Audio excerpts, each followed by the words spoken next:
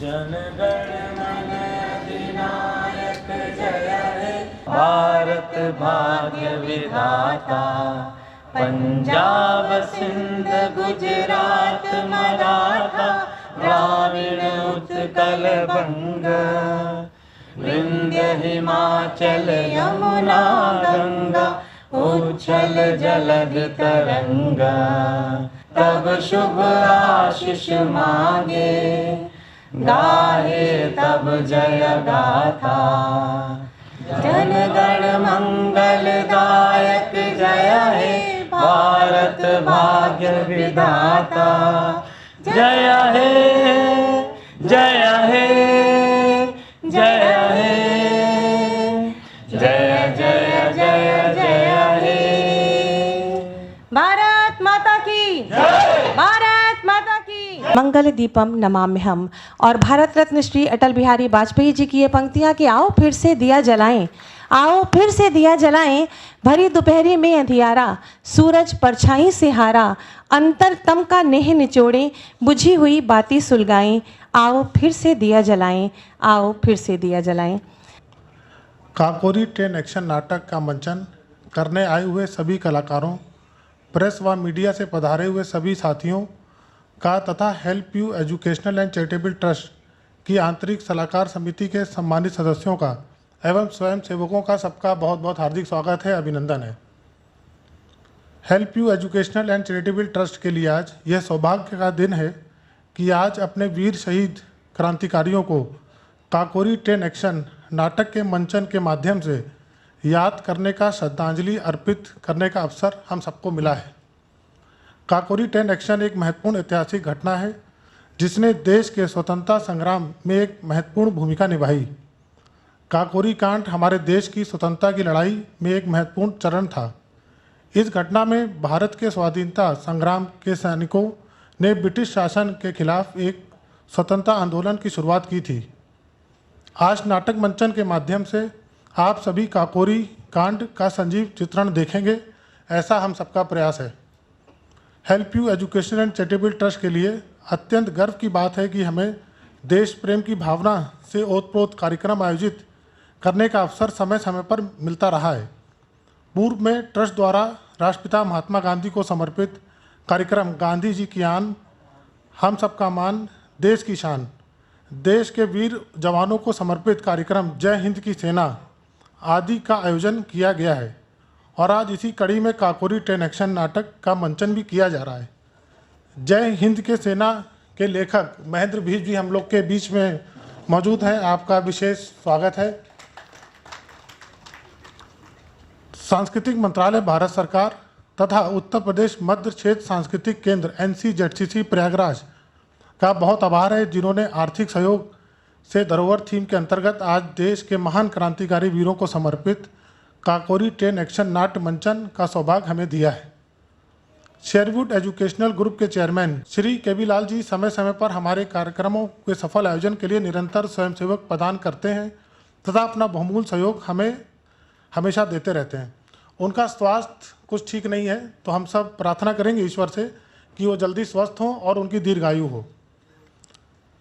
माननीय मुख्यमंत्री श्री योगी आदित्यनाथ जी का विशेष आभार है जिन्होंने वर्ष 2021 में वीर शहीदों की शहादत को नमन करते हुए आज़ादी की लड़ाई के संघर्ष की धरोहर का नामांकन काकोरी ट्रेन एक्शन कर दिया, जिसे पहले काकोरी कांड कहा जाता था। आप सबसे निवेदन है माननीय मुख्यमंत्री जी को आभार प्रकट करते हुए उनके लिए बहुत जोरदार ताली बजा के उनका आभार सब लोग प्रकट करें। देश के वीरों के सम्मान में कहना है, ये निदा फजली जी की गज़ल है। सफ़र में धूप तो होगी, जो चल सको तो चलो, सभी हैं भीड़ में, तुम भी निकल सको तो चलो। किसी के वास्ते राहें कहाँ बदलती हैं, तुम अपने आप खुद ही बदल सको तो चलो। यहाँ किसी को कोई रास्ता नहीं देता, मुझे गिरा के अगर तुम संभल सको तो चलो। कहीं नहीं कोई सूरज धुआं धुआं है फजा, खुद अपने आप से बाहर निकल सको तो चलो। यही है ज़िंदगी, कुछ ख्वाब चंद उम्मीदें, इन्हीं खिलौनों से तुम भी बहल सको तो चलो। इन्हीं भावना से देश हित के प्रति अपनी जान न्यौछावर करने वाले हमारे महान क्रांतिकारी शहीदों सैनिकों को शत नमन, साधुवाद। जय हिंद, भारत माता की जय। धन्यवाद, बहुत बहुत धन्यवाद। सभागार में उपस्थित आप सभी लोगों का मैं हार्दिक स्वागत करती हूँ, अभिनंदन करती हूँ। मैं अपने संबोधन में आपको help you educational and charitable trust के विषय में कुछ बताना चाहती हूँ कि हमारा लक्ष्य है कि हम देश के समस्त 28 राज्यों में और 8 केंद्र शासित प्रदेशों की राजधानी में ट्रस्ट के कार्यालय स्थापित करें। यह कार्यालय स्वयंसेवी आधार पर राज्य समन्वय कार्यालय होंगे। निष्पक्षता, समानता और समावेशिता ट्रस्ट की कार्यशैली है। ट्रस्ट सभी संस्कृतियों के सम्मान के सिद्धांत पर कार्य करता है। पारदर्शिता और जवाबदेही ट्रस्ट के मुख्य तत्व हैं। ट्रस्ट रचनात्मक और प्रभावी साझेदारी को प्रेषित करने के लिए प्रतिबद्ध है। प्रासंगिकता केवल लोगों और समुदाय के निरंतर सशक्तिकरण के साथ ही बनाए रखी जा सकती है। इसलिए ट्रस्ट का उद्देश्य है जाति, पंथ और धर्म के भेद को मिटाकर सभी की सेवा करना।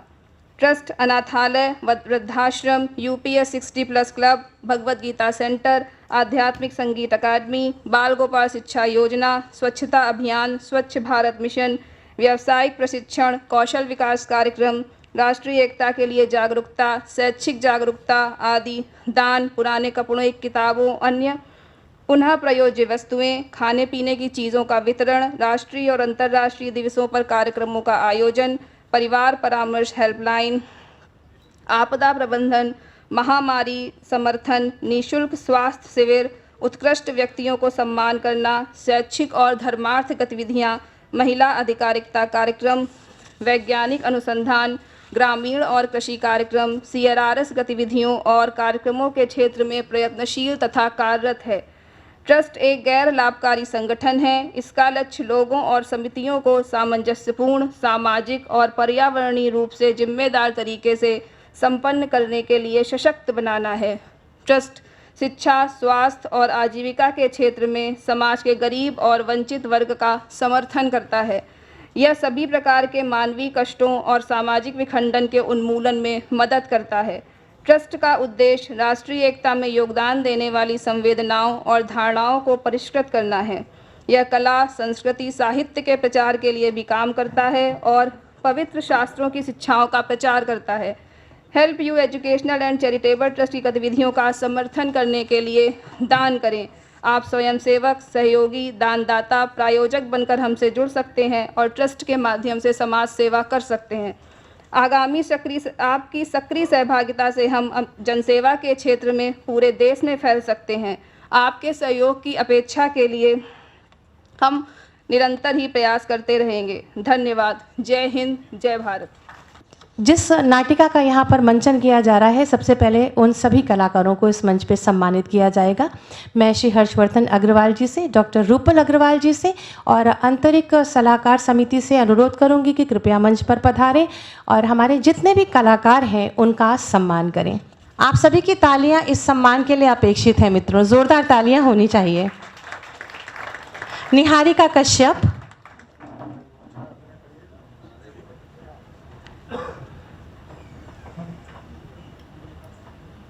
टीका देखने के बाद आपकी तालियों में थोड़ा सा दम और ज़ोर और होगा, तो अभी से हम लोग थोड़ी कोशिश करें और तालियां ज़ोरदार बजाएं। नीलम श्रीवास्तव,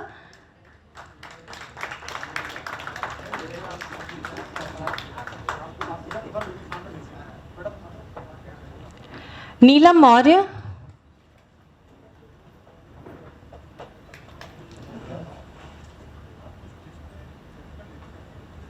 नीलम मौर्य,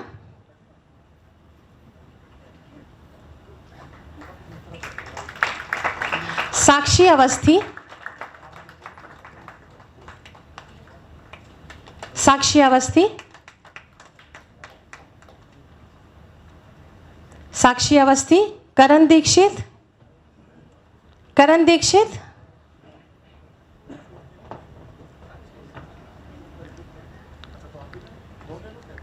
करण दीक्षित, ये साक्षी अवस्थी का भी सर्टिफिकेट ले रहे हैं, तो इनके लिए डबल तालियां होनी चाहिए। कोमल प्रजापति, कोमल प्रजापति,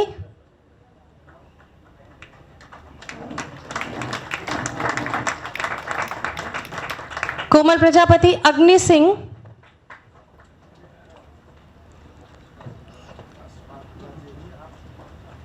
आप कोमल प्रजापति, कोमल प्रजापति। अग्नि सिंह, विशाल कुमार वर्मा,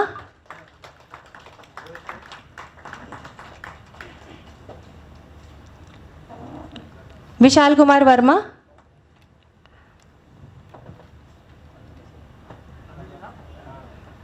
अग्नि सिंह, विशाल कुमार वर्मा,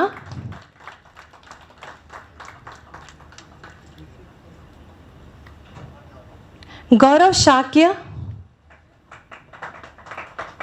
देखिए मंच के पीछे से तालियों की गड़गड़ाहट सुनाई दे रही है। ये प्रेरणा है कि आप सब तालियों के माध्यम से इनका स्वागत करें। गौरव शाक्य, विशाल श्रीवास्तव, विशाल श्रीवास्तव,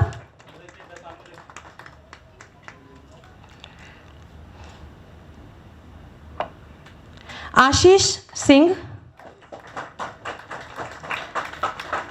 आशीष सिंह,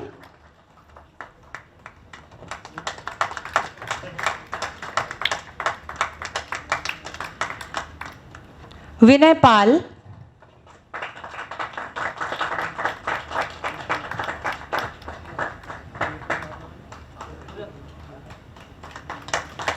विनय पाल, रामचरण,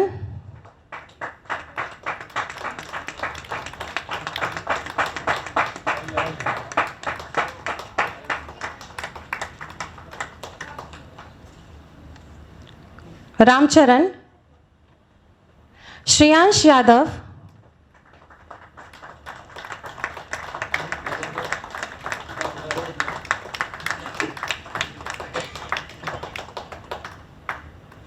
श्रेयांश यादव, सोनू कुमार,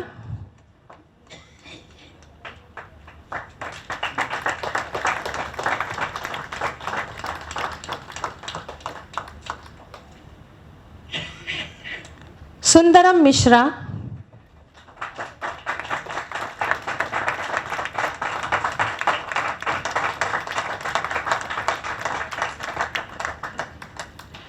सुंदरम मिश्रा,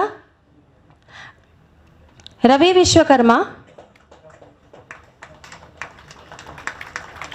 रवि विश्वकर्मा, यश रॉय, यश रॉय,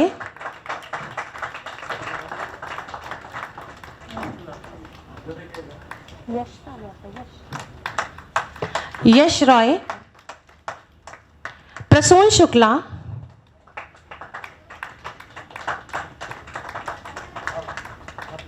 प्रसून शुक्ला,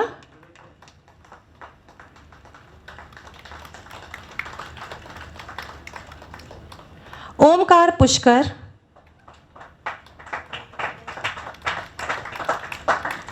ओमकार पुष्कर,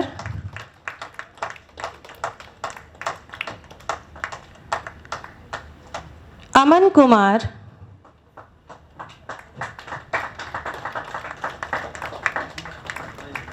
अमन कुमार, गुलशन यादव, गुलशन यादव, प्रभात कश्यप, प्रभात कश्यप,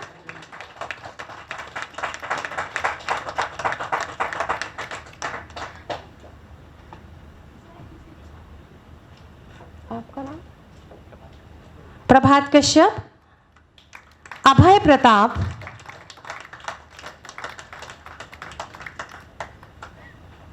अभय प्रताप,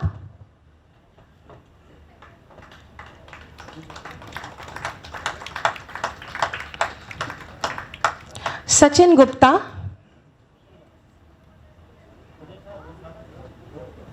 सचिन गुप्ता,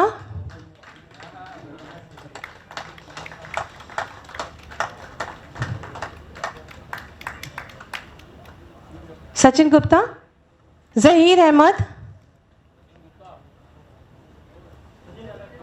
जहीर अहमद, अर्जुन सिंह,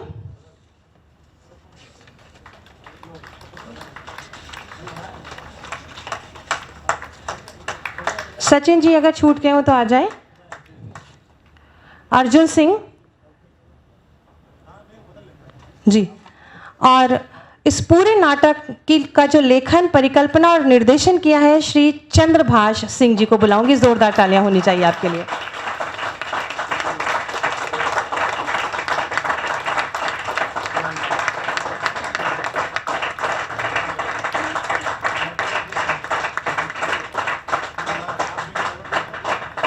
चंद्रभाष सिंह जी के लिए जोरदार तालियां होनी चाहिए मित्रों।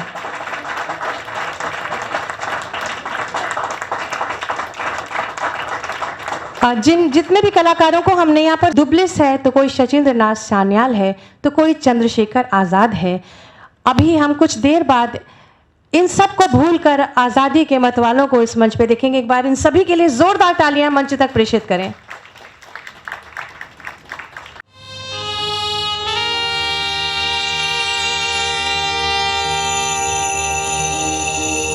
तलवारों पे सरवार दिए,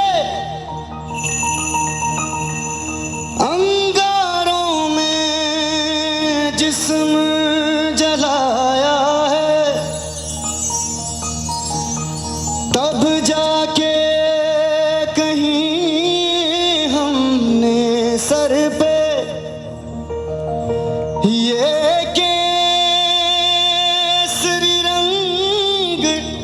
सजाया है।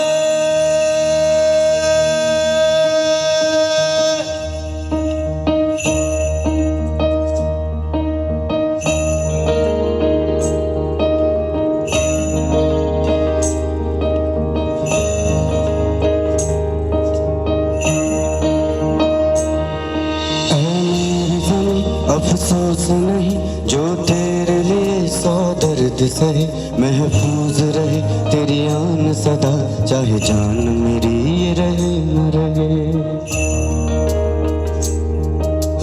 मेरी ज़मीं महबूब मेरी, मेरी नस नस में तेरा इश्क बहे, फीका न पड़े कभी रंग तेरा, जिस मुंह से निकल के खून कहे।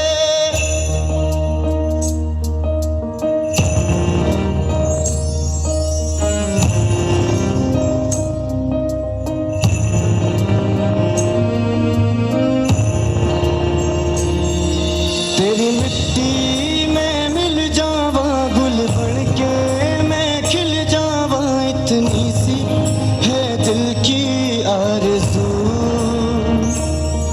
तेरी नदियों में बह जावा, तेरे खेतों में लहरावा, इतनी सी है दिल की आरज़ू।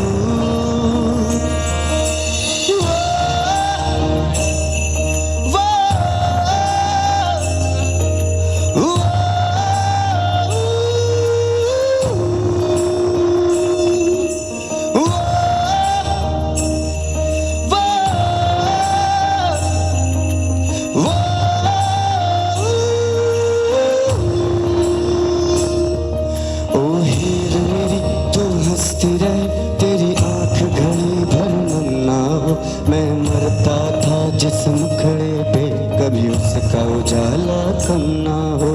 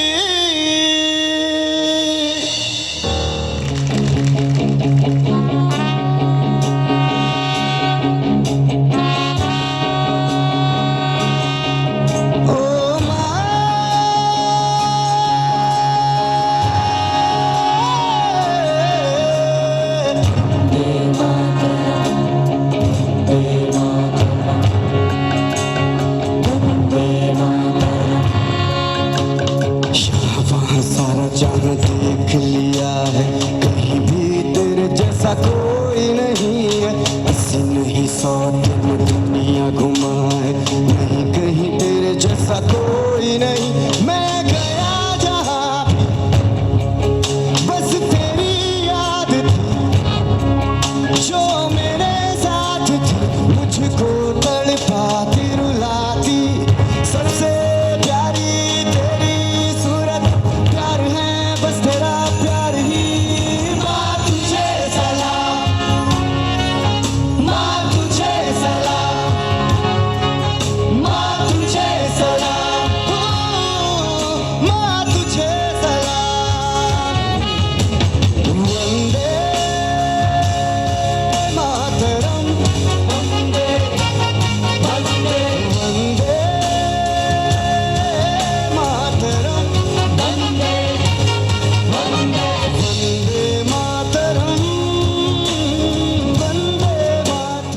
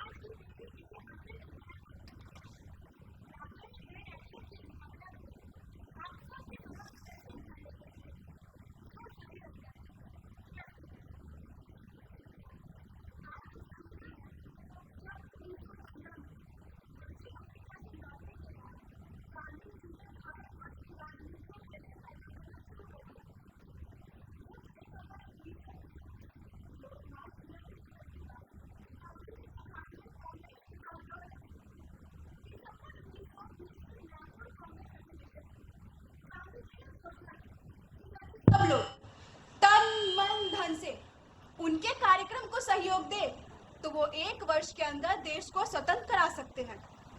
गांधी जी ने ब्रिटिश सरकार को ये अल्टीमेटम दे दिया कि 31 दिसंबर 1921 तक यदि भारत को अपनी वैश्विक स्वराज नहीं मिला तो वे सरकार के विरुद्ध असहयोग आंदोलन शुरू कर देंगे। 31 दिसंबर आया और चला गया। सरकार ने इस अल्टीमेटम की कोई परवाह नहीं की। परिणाम स्वरूप देश भर में जुलूसों, जनसभाओं और गिरफ्तारियों का दौर चल पड़ा।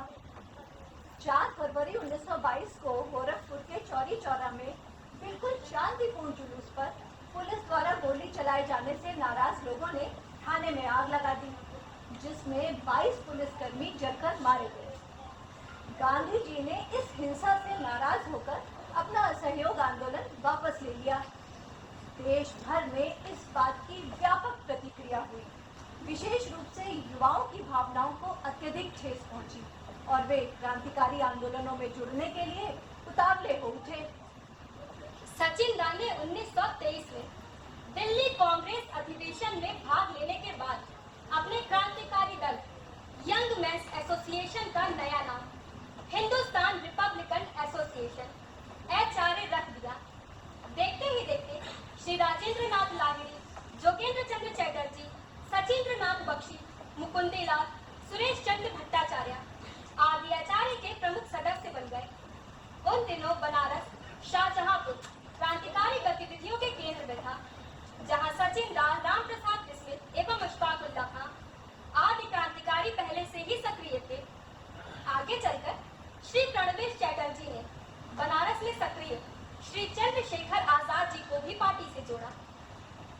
खाते हैं, सौगंध खाते हैं कि अपना तन मन धन देश की आजादी के लिए न्यौछावर कर देंगे। हम सभी अपने दल के प्रति ईमानदार रहेंगे और आवश्यकता पड़ने पर अपना सर्वस्व जीवन अपनी भारत भूमि के लिए न्यौछावर कर देंगे। वंदे मातरम। भारत माता की जय।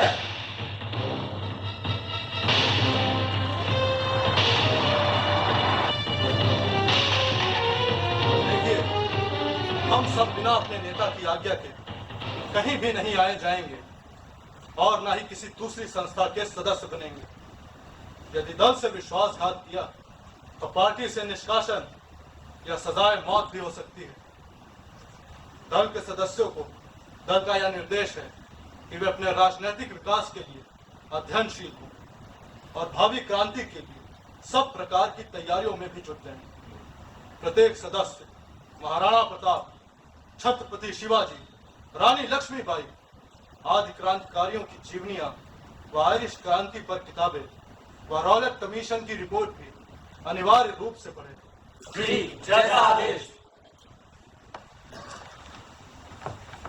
आज की सभा हम यहीं समाप्त करते हैं। आगे आवश्यकता पड़ने पर आप सभी को संदेशा मिल जाएगा। वंदे मातरम। वंदे मातरम। पार्टी के रास्ते में बड़ी कठिनाइयां थी। संगठन कार्यकर्ताओं को अपना सब काम गुप्त रूप से करना पड़ता था। काम के लिए काफी तादाद में धन की आवश्यकता थी। साथ ही लोगों को सशस्त्र बनाने के लिए हथियारों की भी जरूरत थी।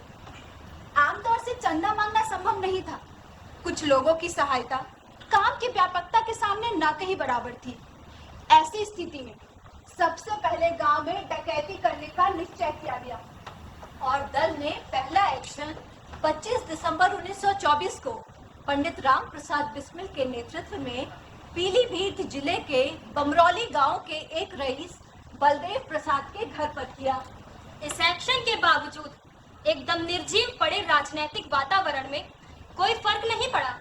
मालूम होता था देश में कोई दम, कोई जान बाकी ही नहीं रह गई।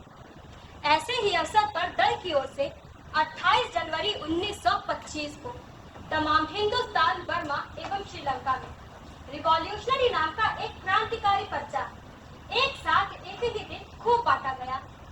क्रांतिवीर श्री सचिंद्रनाथ सान्याल द्वारा विजय कुमार के झूठे नाम से 4 पृष्ठों में अंग्रेजी में लिखे पर्चे से देश में हलचल सी मच गई। लोगों ने सोचा देश में एक ऐसी संगठित शक्ति है जो आज भी ब्रिटिश साम्राज्य से मोर्चा लेने के लिए प्रयत्नशील है। पर्चे के प्रमुख अंश इस प्रकार थे। और संघर्षों, कठिनाइयों तथा अवसरों से बचने का प्रयत्न करना जो अनिवार्य है वही अब आने वाला है। और अधिक पथभ्रष्ट न बनो।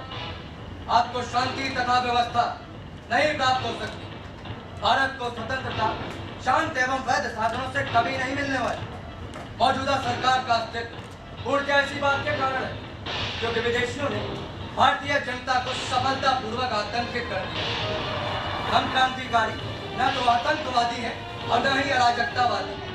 देश में अराजकता का प्रसार या प्रचार करना कभी हमारा उद्देश्य नहीं रहा। वंदे मातरम, वंदे मातरम, वंदे मातरम। इनकलाब जिंदाबाद, इनकलाब जिंदाबाद, इनकलाब जिंदाबाद। भारत माता की जय, भारत माता की जय, भारत माता की जय, भारत माता की जय।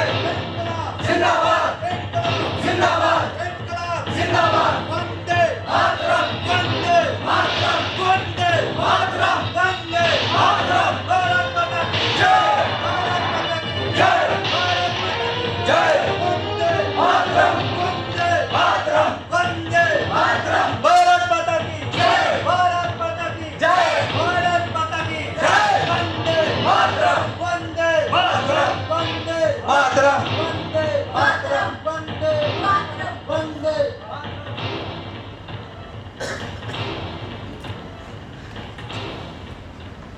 गांव में धनी लोगों के यहाँ डकैती से कोई विशेष धन की प्राप्ति न होने के कारण पार्टी में तय हुआ कि या तो किसी बैंक को लूटा जाए या रेल खजाने को या किसी अन्य सरकारी खजाने को।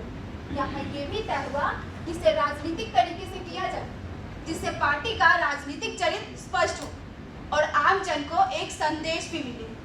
वास्तव में इसे सरकार को एक प्रकार से चुनौती दी जानी थी और यहाँ ये बताना अप्रासंगिक न होगा कि चंद्रशेखर आजाद जी को गाजीपुर के एक मठ का उत्तराधिकारी बनाने की योजना बनी, जिसमें मठ के साधनों का उपयोग पार्टी के लिए किया जा सके, किंतु योजना सफल न हो सकी। बाद में खूब अच्छी तरह अध्ययन कर राम प्रसाद बिस्मिल जी ने एक योजना। वंदे मातरम साथियों, वंदे मातरम। और काका कैसे हैं?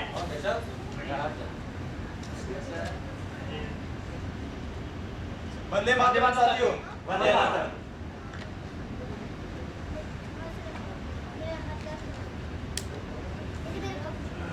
वंदे मातरम साथियों। वंदे मातरम।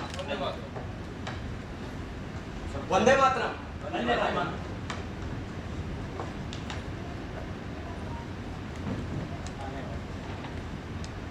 रोशन दा, आजाद जी नहीं आए अभी तक? अरे आ ही रहे होंगे। लो आ गया आजाद भाई। वंदे मातरम साथियों, वंदे मातरम। आओ आजाद, बैठो।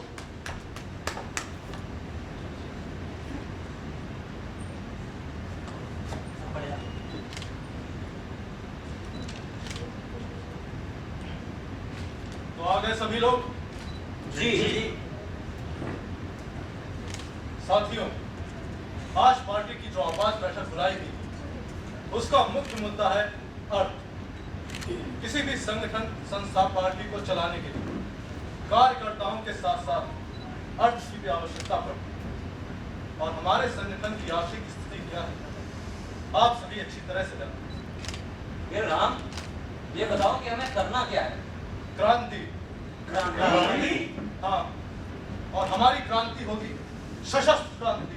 सशस्त्र क्रांति? ये अंग्रेज दया में आजादी नहीं देने वाले और न ही खैरात में मिलने वाली है हमें हमारी आजादी। हमें आजादी हासिल होगी संघर्ष से, जनता के हथियार बंद मुक्ति संग्राम से, जिसके लिए हमें चाहिए होंगे शस्त्र। लेकिन राम भाई, ये शस्त्र आएंगे कहाँ से? लाडी, शायद तुम्हें ज्ञात नहीं, पर अभी कुछ ही दिनों के अंदर जर्मनी से मौजूद पिस्टल हमारे देश में आने वाले, लेकिन वे मौजूद पिस्टल केवल नगद रुपए देकर ही कलकत्ता बंदरगाह से हासिल किए जा सकते। जैसा भी हो राम भाई, ये मौका हाथ से नहीं निकलना चाहिए। मैं भी यही चाहता हूँ। पर समस्या रुपयों की। तो क्यों ना धनी और गद्दारों के घरों में डकैती डाली जाए? वैसे ये कार्य असामाजिक और असंवैधानिक है, लेकिन पार्टी के लक्ष्य को देखकर हम इसे हरगिज गलत नहीं मानते। अरे भाई, शुरू में बंगाल के क्रांतिकारियों ने भी यही किया था। अरे जरूरत पड़ने पर बोल्शेविक पार्टी और आयरलैंड के क्रांतिकारियों ने भी डकैतियां डाली हैं। अरे भाई, दूर कहाँ जाते हो? आनंद मठ में देख लो, ऐसे कई उदाहरण मौजूद हैं। और जरूरत पड़ने पर हमने भी तो डकैतियां डाली हैं। बल्कि सामंतवादी काल में अपने देश में अनेकों जनपदीय वीर रॉबिन हुड स्टाइल में अमीरों के घर डाका डालकर गरीबों के घर भरते थे। लेकिन रोशनदार, अब हम इस तरह की डकैतियों से उब चुके हैं। इस तरह देशवासियों को सताना अब उचित नहीं। और फिर इतना खतरा उठाने पर ना तो इससे पार्टी आर्थिक रूप से सुदृढ़ हुई और ना इससे पार्टी की प्रतिष्ठा को ही लाभ हुआ। हम थक चुके हैं इन कामों से। दादा, अब हमें कोई दूसरा तरीका ढूंढना होगा ताकि जनता के बीच क्रांतिकारियों के कार्यों पर कोई भी उंगली ना उठा सके। राम भाई सही बोल रहा है। पीलीभीत के बिचपुरी गांव में जो हमने एक्शन लिया था, उसका क्या परिणाम है? और कौन बड़ी रकम हाथ आई? जो सोने चांदी के गहने मिले थे, बनारसी लाल ने करवाकर कुछ 500 रुपए में बिकवाए। अरे भाई, तो फिर कैसे जुटेगा धन? बताओ। जुटेगा, बिल्कुल जुटेगा आजाद। एक तरीका है। क्या? आज से हम सिर्फ सरकारी संपत्ति या बैंक ही लूटेंगे, और ये लूट हम राजनीतिक तरीके से करेंगे ताकि बरतानिया सरकार के सामने हमारी पार्टी का राजनीतिक चरित्र भी स्पष्ट हो सके। लेकिन राम, वो कैसे? एक योजना है। क्या? क्यों ना हम ट्रेन डकैती डाले। ट्रेन डकैती? हाँ, शाहजहांपुर से लखनऊ जाने वाली 8 डाउन पैसेंजर हर रोज अपने साथ सरकारी खजाना लेकर जाते। खजाने का यह संदूक गार्ड के डिब्बे लोहे की जंजीर से बंधा रहता है। हर स्टेशन पर ट्रेन के रुकते ही स्टेशन मास्टर रुपयों से भरी थैली गार्ड को देते हैं। गार्ड उस थैली को सरकारी संदूक में रख देते हैं। क्यों ना हम इस सरकारी संपत्ति पर ही अपना हाथ साफ करें। तुम लोग क्या कहते हो? राम भाई, मेरे ख्याल से इस योजना से सब लोग सहमत होंगे। क्यों भाई लोगों? लेकिन मैं नहीं। राम, मैं इस ट्रेन को लूटने के हक में नहीं। क्यों? क्योंकि ये काम जोखिम भरा है। ये अंग्रेजी हुकूमत के लिए खुली चुनौती होगी। और फिर हम जानते हैं हमारी पार्टी अभी मजबूत नहीं है। उसमें वह शक्ति नहीं कि सरकार से सीधा युद्ध कर सके। और इस हालात में भी नहीं है कि सरकार से सीधी लड़ाई छेड़कर पार्टी को कायम रख सके। पहले हमें पार्टी का आधार मजबूत करना होगा, इसे विभिन्न स्तरों पर विकसित करना होगा। बल्कि ट्रेन लूटने से ये हो सकता है सरकार ज्यादा अलर्ट हो जाए, उसका सारा ध्यान हमारी पार्टी पर केंद्रित हो जाए। इससे पार्टी को नुकसान पहुंच सकता है और पार्टी के बिखरने का डर जो न हमारे हित में सही है न देश के। इसलिए ट्रेन डकैती के स्थान पर कुछ और उपाय सोचा जाए। ठीक कह रहे हो अशफाक, पर तुम इस वास्तविकता से तो कहीं बातें कर चुके हो कि इस वक्त हमारी पार्टी कितनी जर्जर और कर्जदार हो चुकी है। इस बोझ से उभरने और हथियारों को खरीदने के लिए हमें नकद रुपयों की जरूरत है। और ये हथियार मैं किसी भी कीमत पर खरीदना चाहता हूँ। तुम ही बताओ अशफाक, हम क्या कर सकते हैं? अरे भाई, खजाना लूटने के सिवाय हमारे पास और कोई रास्ता भी तो नहीं है। वो यारों, पार्टी का काम फिर से शुरू हुआ है। इसी बहाने बरतानिया सरकार को यह बता दें कि जोर कितना बाजुए खाते में है। अशफाक भाई, अब और सोचने विचारने का समय नहीं है। अब तो बस इस जालिम सत्ता को खाक देखने का समय है। बोलो अशफाक, क्या कहते हो?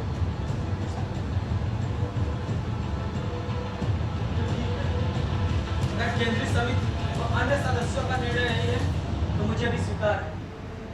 और आप सभी को? हम तैयार हैं। हाँ, हम तो तैयार हैं। तो सुनो, जब गाड़ी किसी छोटे स्टेशन पर खड़ी होगी तो हम उस पर हमला करेंगे। लेकिन राम, इसमें जोखिम ज्यादा है। कई व्यक्तियों के मारे जाने की भी संभावना है। नहीं, कोई खून खराबा नहीं। हम किसी भी गोरे या भारतीय को जानबूझकर मारने का प्रयत्न नहीं करेंगे। अच्छा, तय ये रहा कि काकोरी स्टेशन के पास हम जंजीर खींचकर ट्रेन खड़ी करते हैं।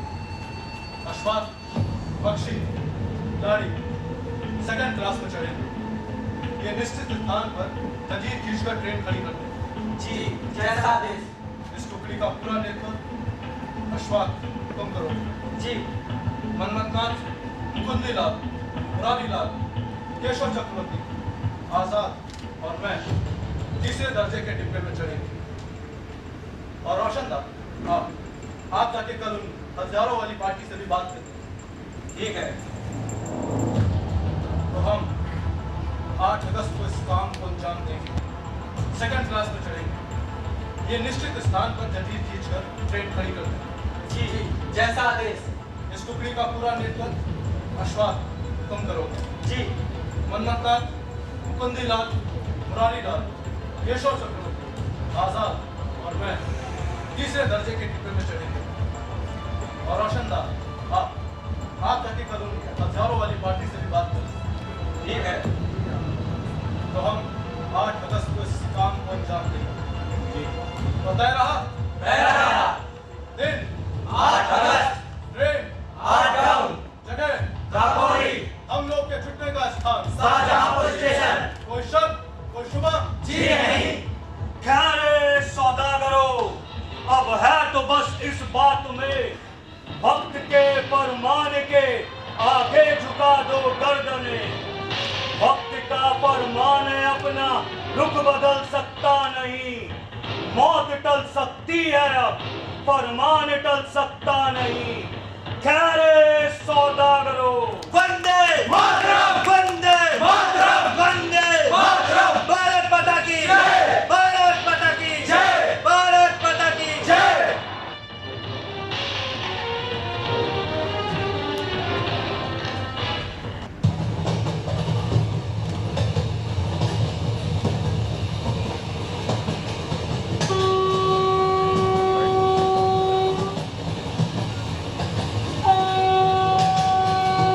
बच के भैया हट के भैया, हटो हटो जाने दो। बच के भैया हट के भैया, हटो हटो जाने दो। बच के भैया हट के भैया, हटो हटो जाने दो। बच के भैया हट के भैया, हटो हटो जाने दो। हटो हटो आगे बढ़ो, धक्का न दो भाई जाने दो। हटो हटो आगे बढ़ो, धक्का न दो भाई जाने दो। अरे अरे अरे भैया कानून बचाए जाओ। अरे जाओ। पब्लिक साफ करना, ये गलती से हमारी आग लग गई। बच के भैया हट के भैया, हटो हटो जाने दो। बच के भैया हट के भैया, हटो हटो जाने दो। आओ भैया इधर आओ, जगह पड़ी है बैठ जाओ। आओ भैया इधर आओ, जगह पड़ी है बैठ जाओ। बिटिया, जवान कैसे नारे वाला है? काका कितना गोली आने वाला है। का गोली आने वाला है? हाँ काका।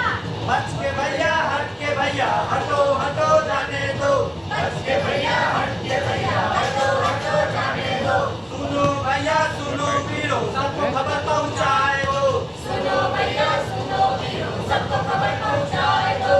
आगे भैया पहुंच गए भैया, सबको खबर पहुंचाए दो। आगे भैया पहुंच गए भैया, सबको खबर पहुंचाए दो। बच के भैया हट के भैया, हटो हटो जाने दो। बच के भैया हट के भैया, हटो हटो जाने दो। बच के भैया हट के भैया, हटो हटो जाने दो। बच के भैया हट के भैया, हटो हटो जाने दो। बच के भैया हट के भैया, हटो हटो जाने दो। बच के भैया हट के भैया, हटो हटो जाने दो। बच के भैया हट के भैया, हटो हटो जाने दो। बच के भैया हट के भैया, हटो हटो जाने दो। बच के भैया हट के भैया, हटो हटो जाने दो। बच के भैया हट के भैया, हटो हटो जाने दो। कोई अपनी जगह से नहीं लेगा, ना कोई नीचे उतरेगा और ना ही कोई बाहर भागेगा। हम यहाँ मुसाफिरों को लूटने नहीं आए हैं और ना ही मारने हमारा मकसद है। हम डकैत नहीं क्रांतिकारी हैं और हमारी लड़ाई ब्रिटिश सरकार से है, सिर्फ ब्रिटिश सरकार। हम यहाँ सिर्फ सरकारी संपत्ति लूटने आए हैं। हम किसी भी मुसाफिर को नहीं लूटेंगे। चल, ले चल। देखता है कि नहीं? चल। देखता है कि नहीं? आइयो, जल्दी करो। जल्दी करो भाइयों। नीचे बैठ, नीचे बैठ।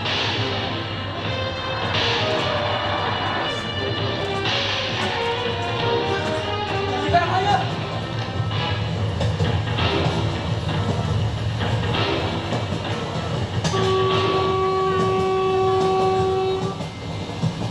साथियों, लगता है टुकड़ी ढेर हो रही है। सब नीचे ले जाओ और जब तक मैं ना कहूं तब तक कोई गोली नहीं चलाएगा।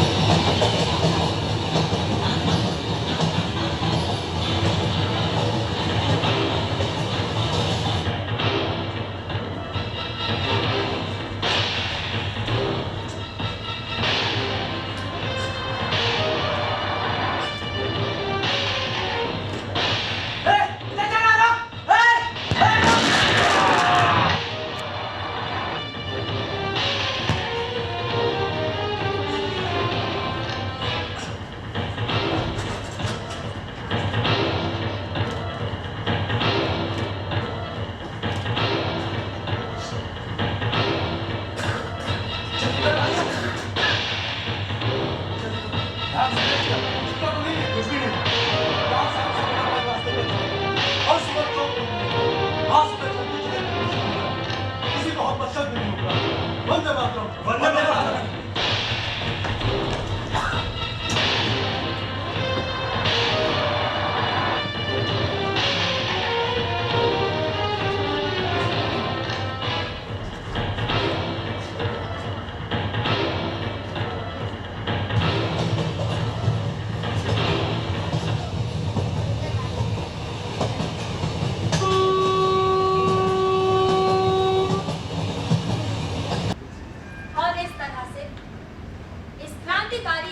अंजाम देकर क्रांतिकारियों ने अपने दम व साहस का परिचय दिया।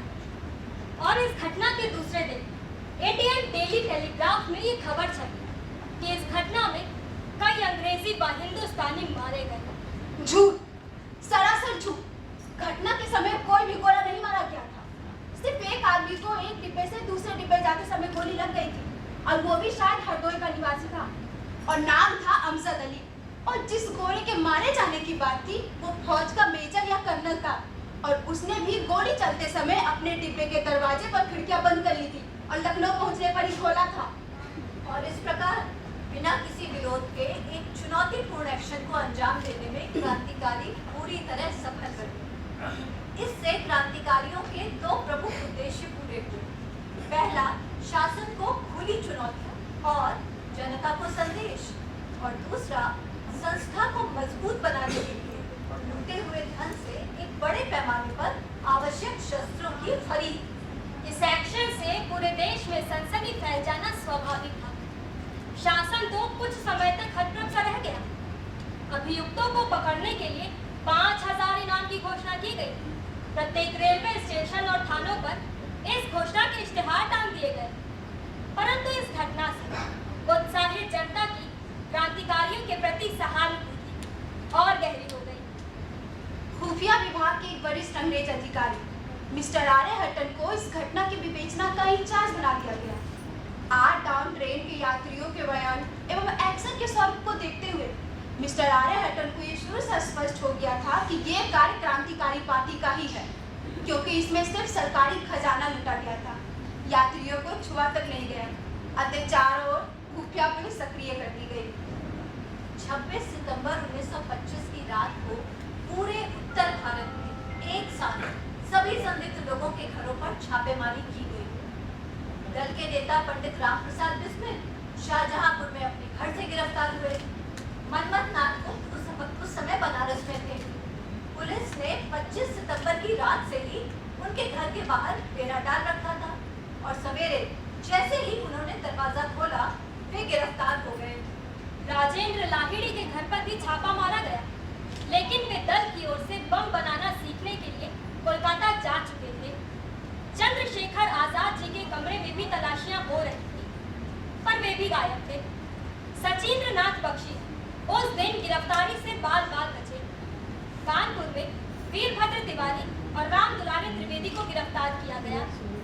इलाहाबाद में भूपेंद्र नाथ सान्याल विचित्र तरीके से पुलिस के हाथ लगे। प्रेम किशन खन्ना, इंद्रभूषण मिश्र, हरगोविंद और बनारसी लाल भी गिरफ्तार कर लिए गए।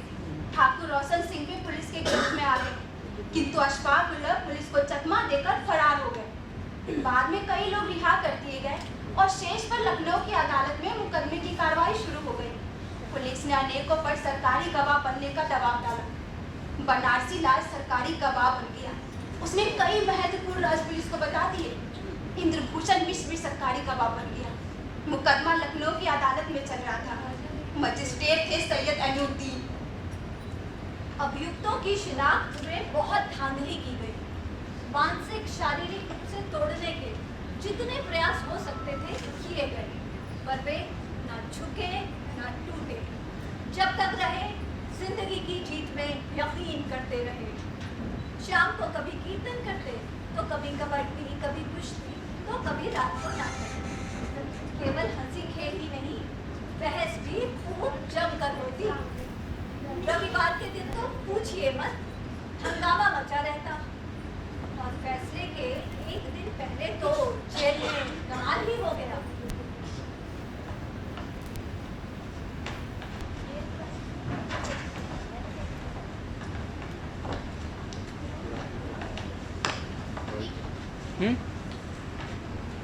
वाइट है, तुम्हें लाइट तो है।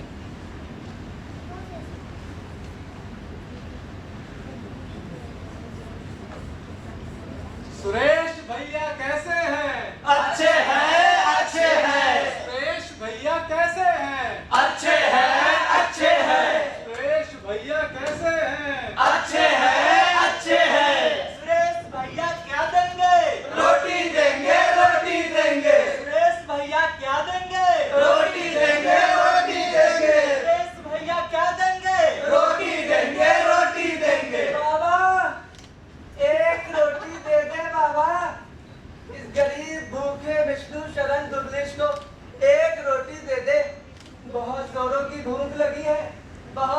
से जमकर खाया नहीं है, आज खिला दे। रोटी दे दे, रोटी दे दे, रोटी दे दे, रोटी दे दे, रोटी दे दे, रोटी दे दे। अब तो बस करो। एक रोटी का सवाल है बाबा, अल्लाह तेरा भला करेगा। अरे बाल बच्चों से बड़ा बड़ा रहेगा बाबा। अरे रे उठो उठो, अब और नहीं मिलेगी रोटी मोटी। क्यों भाई क्यों? अरे अभी तो पेट का कोना भी नहीं भरा। सुरेश बाबू, फांसी के बदले भूखों मारने की सजा है क्या? अरे रोटी बनाते बनाते मेरी कमर ढीली हो गई है और तुम लोगों का पेट है कि भरने का नाम ही नहीं ले रहा। खाए जा रहे हो, खाए जा रहे हो। पता है कितनी रोटियां तोड़ी तुम लोगों ने? जेल का सारा आटा खत्म हो गया और तुम पेटवों का पेट है कि ब्रिटिश सरकार का हाईकोर्ट भरने का नाम ही नहीं ले रहा। खाए जा रहे हो, खाए जा रहे हो। अरे इसमें इन बंदों का क्या कसूर है? ना तुम 22 तरह की तरकारियां बनाते और ना हम पेटुओं की भूख जगती। अरे श्री मानो, तुम लोगों के भूख का यही हाल रहा ना तो समझो सरकार का बच गया बाजा। अरे बजता है तो बजने दो। मानो, अगर तुम लोग को सरकार इस तरह खाते हुए देख लेना तो कल का फैसला आज सुना के झंझट काटेगी। सुनाए ना, यहाँ डरता कौन है? वैसे भी 18 महीने तो हो गए, अच्छा है जल्दी फैसला हो और ये बवाल कटे। अरे चल, हो गया, हमारा फैसला करेंगे। हमारा फैसला तो हम करेंगे, हम। अरे भाई तुम लोग करो फैसला वैसला, हम चले, बहुत काम है। करो फैसला वैसला। अरे सुरेश दादा, रोटी भिजवा देना।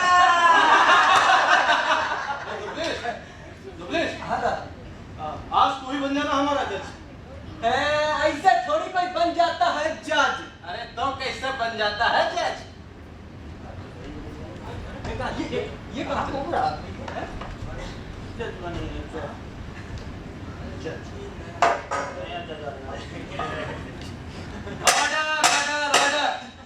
ऐसे बनता है जज।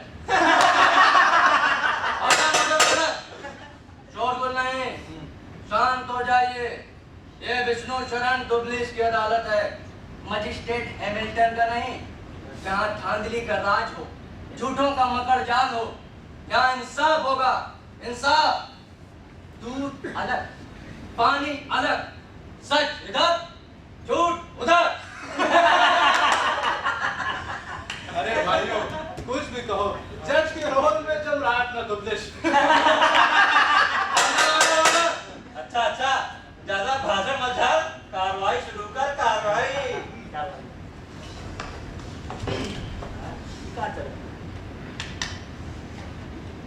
काकोरी ट्रेन डकैती के पार्टी लीडर मुलजिम पंडित राम प्रसाद बिस्मिल अदालत में हाजिर हो। पंडित राम प्रसाद बिस्मिल अदालत में हाजिर हो। चिल्ला कह रहा है? दिखता नहीं क्या? इधर ही तो बैठा हूँ। तो बच्ची कहाँ मालूम? जब साहब से कह के आपकी सजा बढ़वा दूंगा।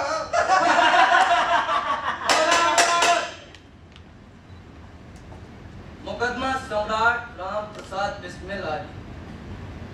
नाम राम प्रसाद बिस्मिल, बल श्री मुरलीधर, निवास खिरनी बाग, शाहजहांपुर। काकोरी जाने की वजह? डकैती, डकैती की वजह? धन, धन की वजह? शस्त्र, शस्त्र की वजह? क्रांति। क्रांति। लेकिन क्रांति तो शांतिपूर्ण ढंग से भी हो सकती है। हमारी क्रांति का रास्ता अलग है। अलग? सशस्त्र क्रांति हमारा रास्ता है। सशस्त्र क्रांति? हथियार बंद लड़ाई द्वारा देश की मुक्ति, भ्रष्ट क्रूर हिंसक व्यवस्था से मुक्ति। मुक्ति का मकसद? हिंदुस्तान को ब्रिटिश उपनिवेश शासन की गुलामी से आजाद कराना। तुम बगावत करना चाहते हो? हाँ तुम तख्त पलटना चाहते हो? हाँ। तुम इस मुल्क को दयालु ब्रिटिश साम्राज्य से छीनना चाहते हो? हाँ हाँ हाँ, छीनना चाहता हूँ मैं, छीनना चाहता हूँ।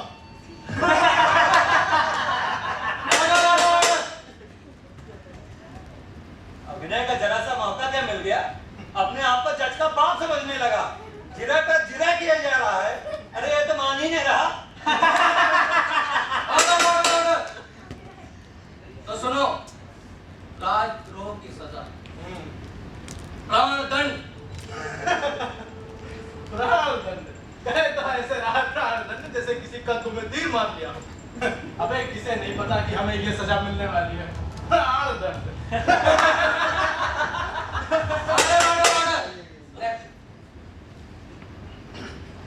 मुल्जिम सतीन्द्रनाथ सान्या अदालत में हाजिर हो। मुल्जिम सतीन्द्रनाथ सान्या अदालत में हाजिर हो। मुल्जिम सतीन्द्रनाथ सान्या अदालत में हाजिर हो। मिलाद माफी, मेरे माए बाप माफी, हमको नहीं दीजिए प्राणदंड मिलाद। आप जो पूछेंगे मैं सब बताने को तैयार हूँ। आप कहेंगे तो बनारसी डालने का मैं भी सरकारी गवाह बन जाऊंगा। हुजूर कबूल करता हूँ कि मैं काकोरी कांड में शामिल था। काकोरी का आप कहेंगे तो मैं बमरौली और बिजपुरी डकैती कबूलने को भी तैयार हूँ। क्या करता हुजूर, जबरन लोगों ने ऐसा करने पर मजबूर किया हुजूर। और सबसे न जो इन्होंने ही दिया था हमारे ऊपर। दया मिला दया, मुझ गरीब इंसान पर दया करे। मुझ पर नहीं तो मेरी गृहस्थी पर तरस खाए। मिलाद एकदम कच्ची गृहस्थी है, उसे ढाए नहीं मिलाद, उसे ढाए।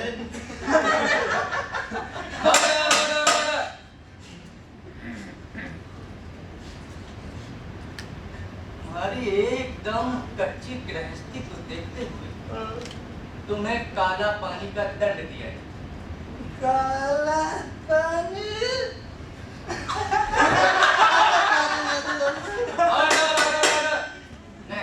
अरे भाई अब ठाकुर को भेजो। हाँ लगे हाथ ठाकुर का भी तो फैसला हो जाए। मुल्जिम ठाकुर रोशन सिंह अदालत में हाजिर हो। मुल्जिम ठाकुर रोशन सिंह अदालत में हाजिर हो। अरे दादा जल्दी आइए। ठाकुर रोशन सिंह अदालत में हाजिर हो। अबे ओ जज, जरा कड़क सजा सुनाना।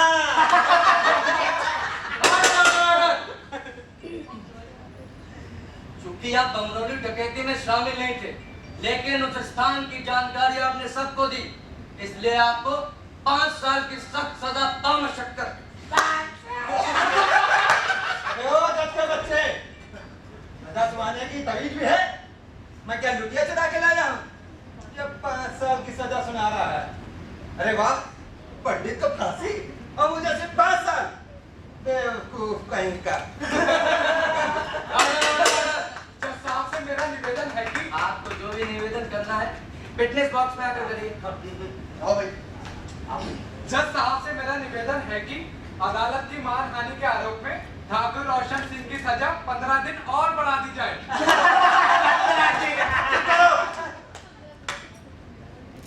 अरे क्या मुझे अपने देश के लिए बलिदान देने का हक नहीं? क्या मैं अपने देश से प्यार नहीं करता? क्या मैं एक सच्चा क्रांतिकारी नहीं हूँ?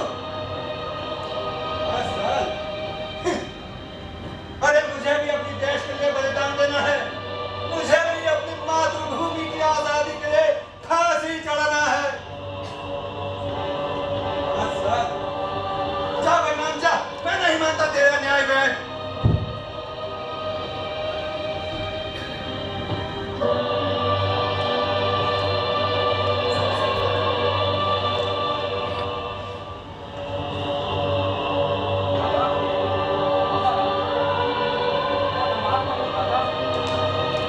गलती हो गई दादा।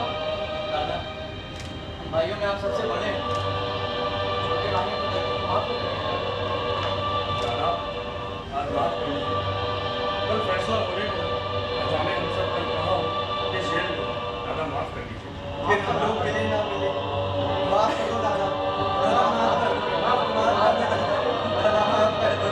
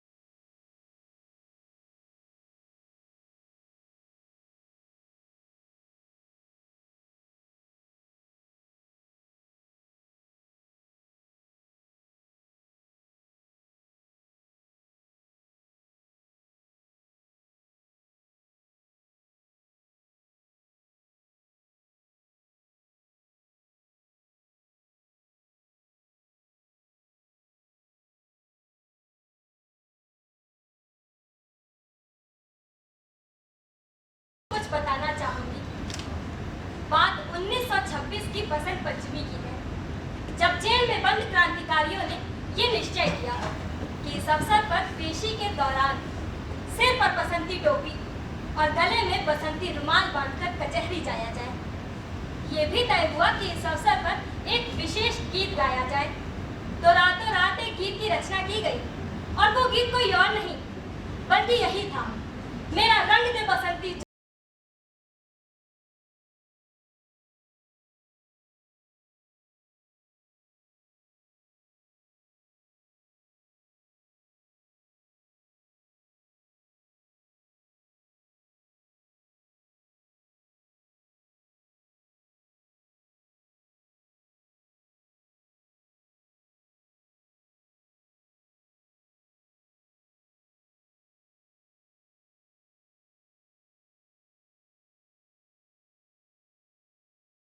और दूसरे दिन सभी क्रांतिकारी साथी कार्यक्रम अनुसार सिर पर बसंती टोपी एवं गले में बसंती रुमाल बांधे यही पूरा गीत रास्ते भर गाते हुए जेल से कचहरी पहुंचे।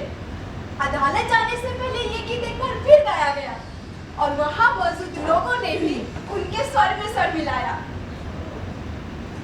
सैयद एनुद्दीन की अदालत में लगभग 6 महीने तक सुनवाई होने के बाद सभी अभियुक्त सेशन कोर्ट के हवाले कर दिए गए। रोशनुद्दौला कचहरी में चले इस मुकदमे में जनता की बढ़ती हुई भीड़ को देखकर शासन ने आगे के लिए उस समय के सेशन कोर्ट के स्थान को सुरक्षित न मानते हुए रिंग थिएटर, जहां पर कि आजकल हजरतगंज में जीपीओ है, उस जगह को इस केस के लिए उपयुक्त माना। इस रिंग थिएटर में उन दिनों यूरोपियनों का डांस क्लब हुआ करता था। घनी आबादी से दूर बने होने के कारण ये जगह सर्वाधिक सुरक्षित जगह समझी गई और यहीं पर इस केस के लिए स्पेशल सेशन कोर्ट बनाई गई। मिस्टर ए हैमिल्टन, जो कि हैंगिंग जज के नाम से कुख्यात थे, उन्हें इस केस के लिए स्पेशल सेशन जज मुकर्रर किया गया।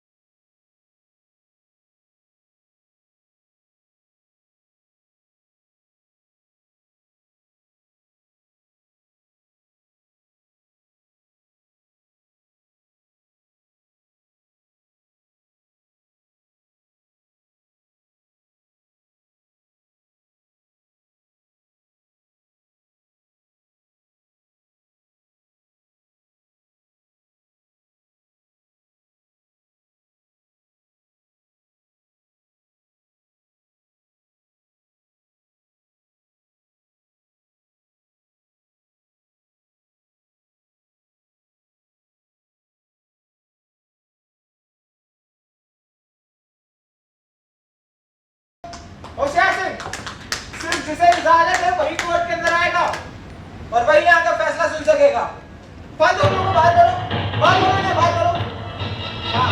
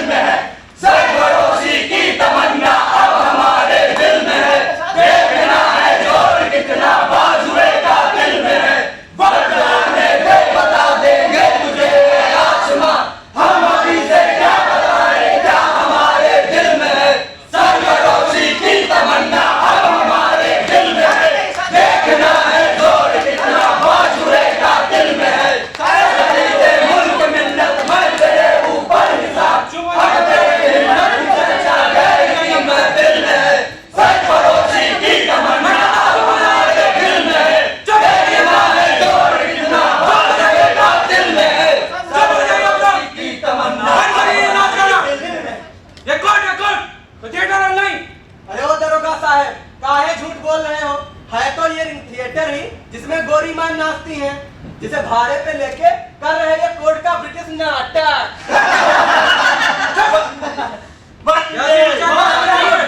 नारों का समय तो है। वंदे मातरम, वंदे मातरम, भारत माता की जय, भारत माता की जय। कैसा बोलेंगे शांति तमन्ना अब हमारे दिल में, देखना है जोर कितना बाजुएगा दिल में, सरफरोशी की तमन्ना अब हमारे दिल में, देखना है जोर कितना बाजुएगा दिल में, सरफरोशी की तमन्ना अब हमारे दिल में, देखना है जोर कितना बाजुएगा दिल में, सरफरोशी की तमन्ना अब हमारे दिल में, देखना है जोर कितना बाजुएगा दिल में, सरफरोशी की तमन्ना अब हमारे दिल में, देखना है जोर।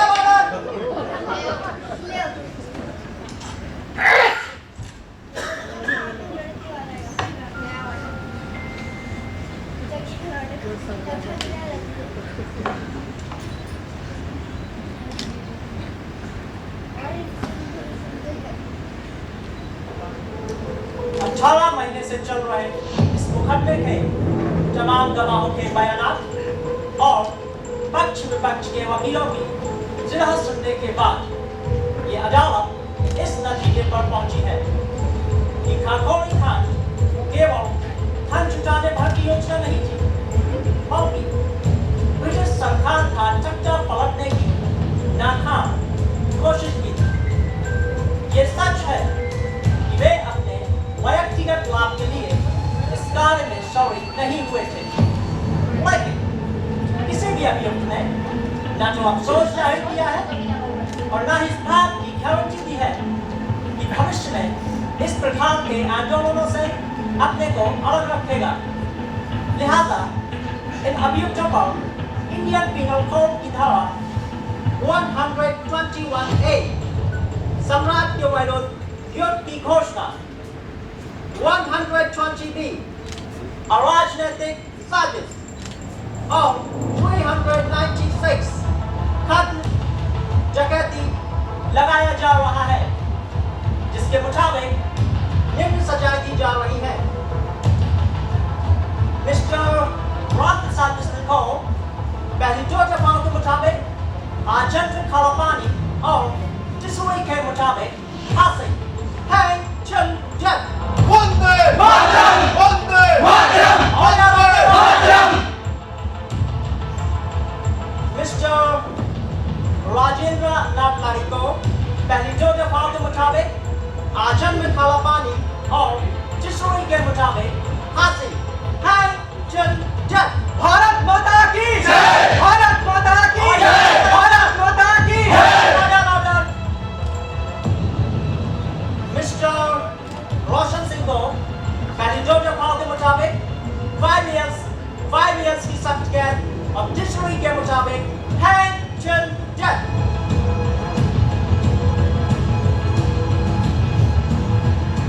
मिस्टर बनवारी लाल जो कि बाले मुलजिम है, उसको प्रत्येक दफा के मुताबिक 5 years की सख्त कैद।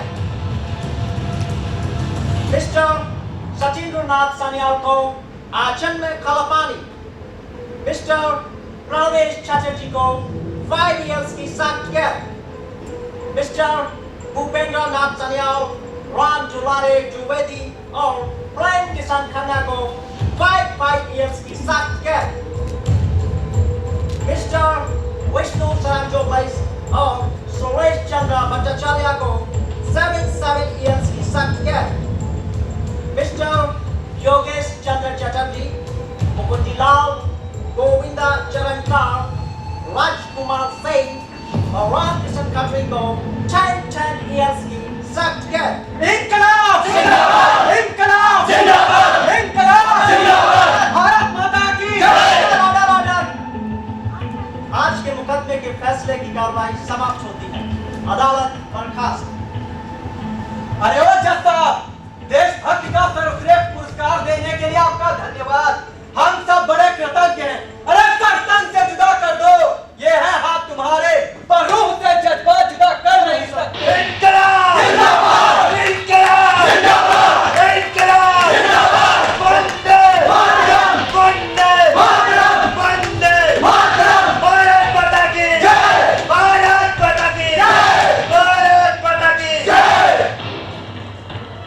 यार दुर्गेश, ये जज ने 5 years के अलावा कुछ और भी तो कहा था। वो क्या था? पंडित लाड़ी के साथ आपको भी फांसी की सजा मिली है। क्या? मुझे भी फांसी की सजा मिली है? अरे सुना तुम लोगों ने? मुझे भी फांसी की सजा मिली है। ये तो होना ही था।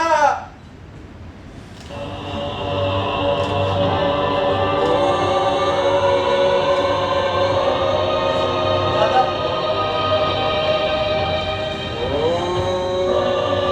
दादा,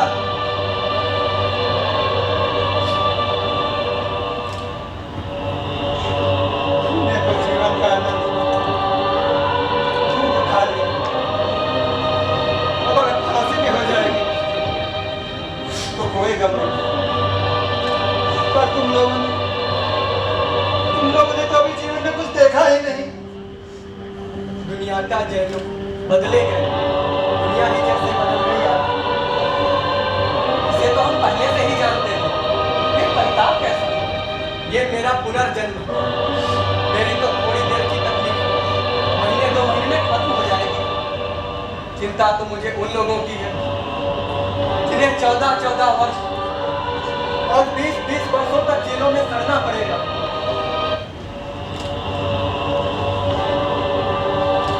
पंडित, तो अकेले जाना चाहते थे। ये ठाकुर तुम्हारा पीछा छोड़ने वाले नहीं, वो तुम्हारा साथ ही जाएगा। दादा, आप जैसा बड़ा भाई भगवान सबको दे। आप बलिदान में तो हम सबसे आगे निकले दादा।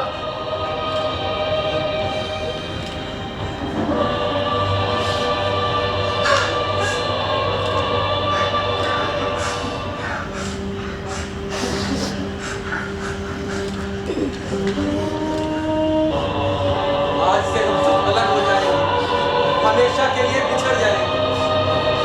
और एक बार फिर से गले तो लग ले।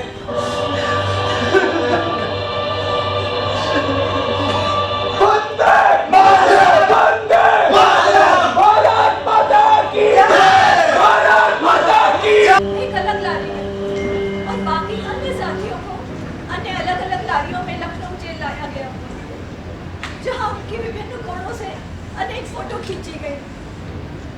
जेल के सुपरिंटेंडेंट कैप्टन सलामतुल्लाह ने सभी साथियों को भोजन के पैकेट भेंट किए, जिनमें पूड़ियाँ और लखनऊ की प्रसिद्ध मिठाइयाँ, रेवड़ियाँ, गजक इत्यादि थी।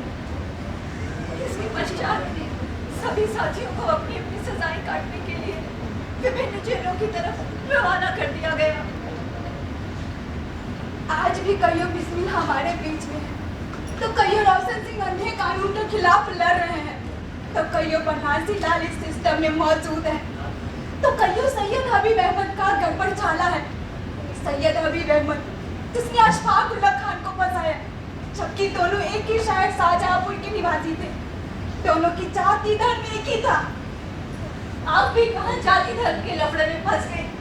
अरे इन गद्दारों का भी कोई जाति धर्म होता है? जैसा बनारसी लाल वैसा सैयद हबीब अहमद। अगर धर्म ही सर्वस्व होता तो बनारसी लाल अपने हिंदू साथियों को क्यों पकड़वाता? अगर मजहब ही अहम होता तो सैयद हबीब अहमद अशफाक को क्यों गिरफ्तार करवाता? अरे इन जैसों का तो एक ही धर्म है, एक ही मजहब है, और वो है अपना स्वार्थ। इसके अलावा इन जैसों का कोई धर्म, कोई मजहब नहीं होता।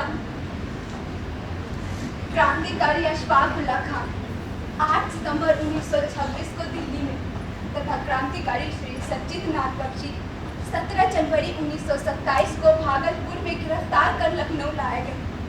उन पर अलग से काकोरी षड्यंत्र का पूरा मुकदमा चलाया गया। 13 जुलाई 1927 को रोशन-उद-दौला कचहरी में मुकदमे का फैसला सुनाया जाना था। अशफाक बसंती रंग की धोती पहनकर ऐसे अदालत आए मानो किसी यज्ञ के लिए तैयार होकर आए हो। स्पेशल सेशन जज मिस्टर J.R.W. बेनेट ने अशफाक को फांसी और सचिंद्र नाथ बख्शी को आजीवन कारावास की सजा सुनाई। और वो दिन भी आ गया जब इन चारों ने हंसते हंसते भारत माँ की आज़ादी के लिए मौत को गले लगा लिया।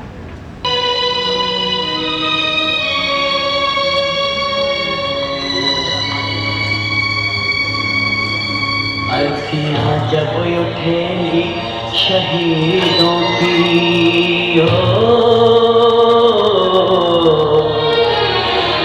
ऐ वतन वालों तुम सब्र खोना नहीं, हंसते हंसते विदा हमको कर देना,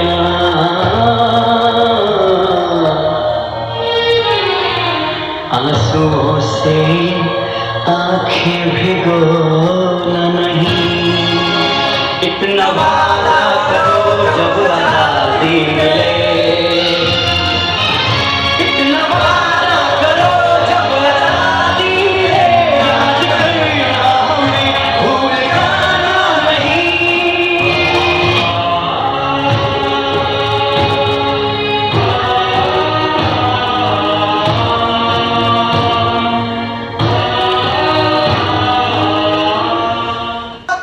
वंदे मातरम, वंदे मातरम। 18 दिसंबर 1927 पंडित राम प्रसाद बिस्मिल, गोरखपुर जिला jail. I wish the downfall of British Empire. वंदे मातरम, वंदे मातरम, वंदे मातरम। और उसी दिन ठाकुर रोशन सिंह, इलाहाबाद जेल।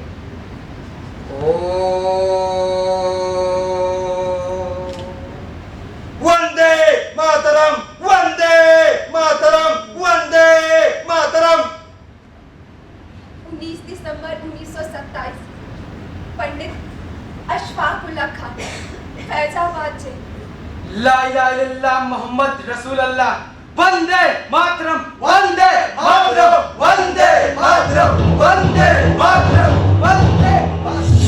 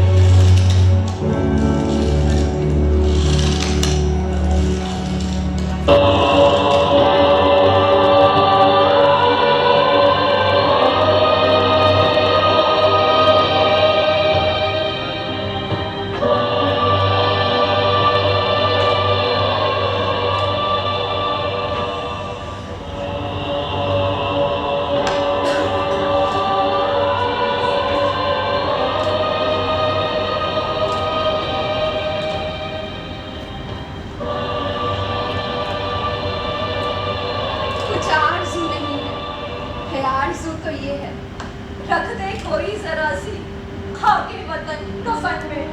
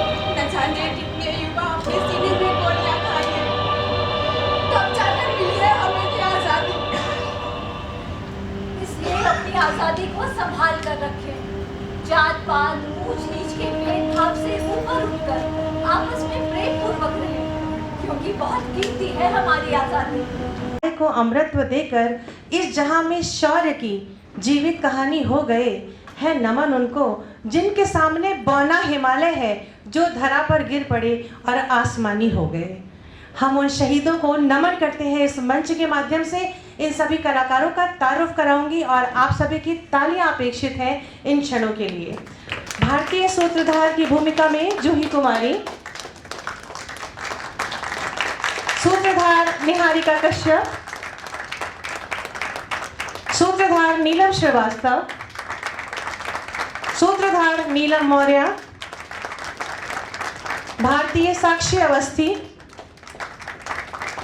राम प्रसाद बिस्मिल, करण दीक्षित, अशफाकुल्लाह खां, कोमल प्रजापति, ठाकुर रोशन सिंह, अग्नि सिंह, राजेंद्र लाहिड़ी, विशाल कुमार वर्मा,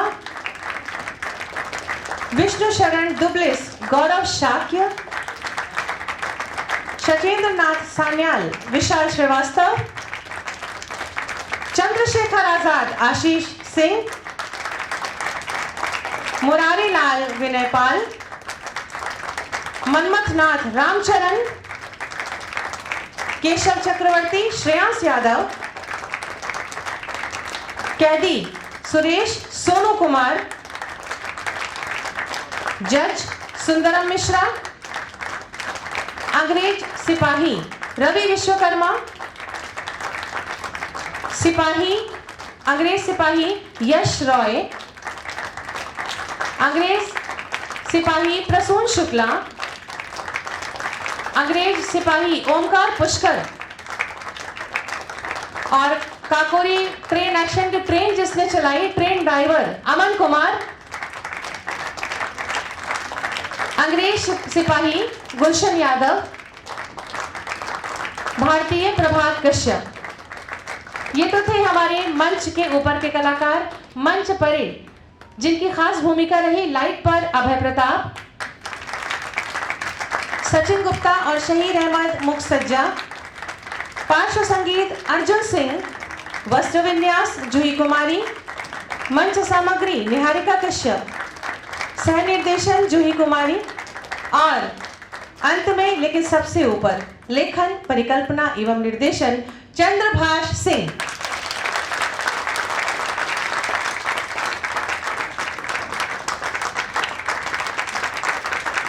शहीदों की शहादत का अभी इतिहास जिंदा है। इस नाटिका को देखकर मुझे शब्द याद आए कि शहीदों की शहादत का अभी इतिहास जिंदा है। वतन का कर्ज है मुझ पर कि ये एहसास जिंदा है।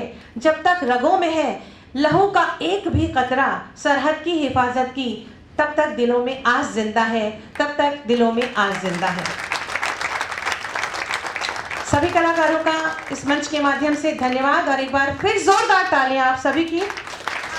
और धन्यवाद ज्ञापन के लिए मैं doctor S K. Srivastava ji trust के आंतरिक सलाहकार को आमंत्रित करूंगी कि कृपया मंच पर पधारें और धन्यवाद ज्ञापन दें। नमस्कार साथियों, मैं सबसे पहले अपने सबसे सम्मानित मुख्यमंत्री श्री योगी जी को धन्यवाद देना चाहूँगा कि इन्होंने इस काकोरी कांड का नाम बदल करके काकोरी ट्रेन एक्शन दिया है।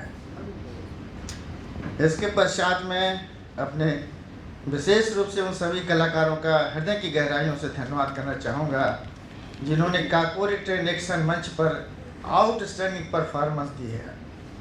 यह परफॉर्मेंस इतना सजीव और रोमांचक था कि ऐसे लग रहा था कि सारी घटनाएं आंखों के सामने से गुजर रही हैं।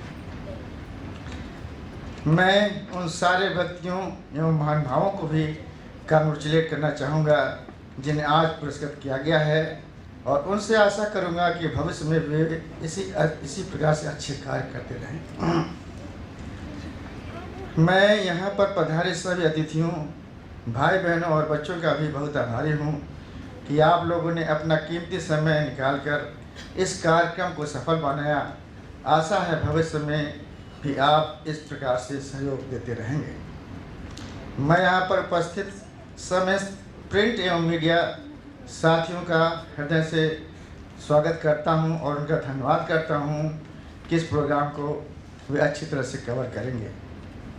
अंत में मैं उन सभी लोगों का आभार प्रकट करना चाहूँगा जिन्होंने इस कार्यक्रम को सफल बनाने में अपना प्रत्यक्ष या अप्रत्यक्ष सहयोग एवं श्रमदान दिया है। धन्यवाद। जय हिंद, जय भारत।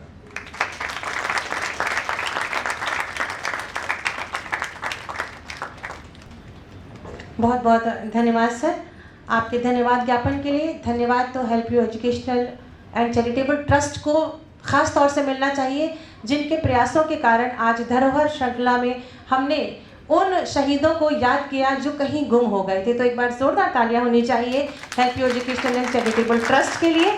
और ख़ास तौर से आजकल की जनरेशन के को ज़रूर मैं ये कहना चाहूँगी कि क्यों मरते हो बेरहम सनम के लिए, क्यों मरते हो बेरहम सनम के लिए, और दुपट्टा भी नहीं देगी कफन के लिए। मरना ही है तो मरो वतन के लिए, कम से कम तिरंगा तो मिलेगा कफन के लिए।